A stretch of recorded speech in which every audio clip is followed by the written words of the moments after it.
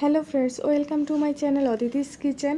কোনো রকম আষ্টে গন্ধ ছাড়াই অসম্ভব স্বাদের লইটে শুটকির ভুনাটা আমি বাসায় যেভাবে করে থাকি সেটাই রেসিপি আকারে আপনাদের মাঝে শেয়ার করার চেষ্টা করেছি। আশা করছি ভিডিওটা আপনাদের ভালো লাগবে। তো কথা না বাড়িয়ে শুরু করা যাক আজকের এই সেরার স্বাদের লইটে শুটকি ভুনা। আমি এখানে বাজারে কেনা লইটে শুটকি নিয়েছি। লইটে শুটকিগুলোকে এভাবে কেটে নিয়েছি আর এখানে নিয়েছি এই শুটকিগুলো। এই শুটকিগুলোর নামটা আমি ঠিক জানি না, আপনারা কে কী নামে চিনেন সেটা আমাকে অবশ্যই কমেন্টে জানিয়ে দিন।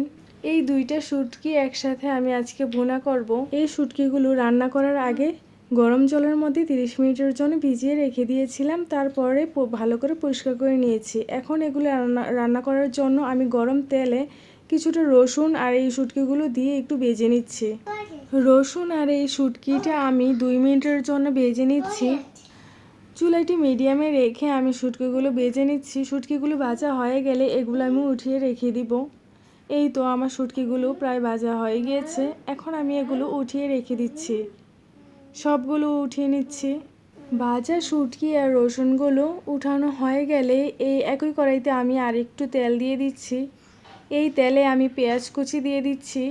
পেঁয়াজগুলো আমি এভাবে কেটে নিয়েছি। পেঁয়াজগুলো আমি এখন একটু ভেজে নেব। পেঁয়াজগুলো এভাবে একটু ভাজা হয়ে গেলে এর মধ্যে আমি দিয়ে দিচ্ছি 1 চামচ আদা বাটা আর 1 চামচ রসুন বাটা। এখন আমি এগুলো একটু কষিয়ে নেব।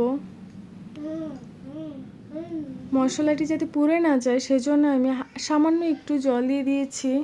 এখন আমি এগুলোর মধ্যে দিয়ে দিচ্ছি 1 চামচ হলুদের গুঁড়া, 1 চামচ মরিচের গুঁড়া, দিয়ে দিচ্ছি 1/2 চামচ ভাজা জিরা গুঁড়া, আর দিয়ে দিচ্ছি 1/2 চামচ গরম মশলা গুঁড়া, আর দিয়ে দিচ্ছি স্বাদ মতো লবণ।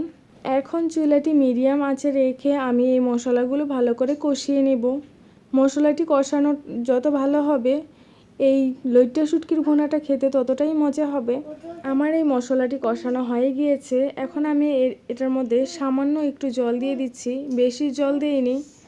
যতটুকু রান্না করতে প্রয়োজন ততটুকুই জল দিয়েছি। এখন ঢাকনা দিয়ে ঢেকে কিছুক্ষণ রেখে দিচ্ছি।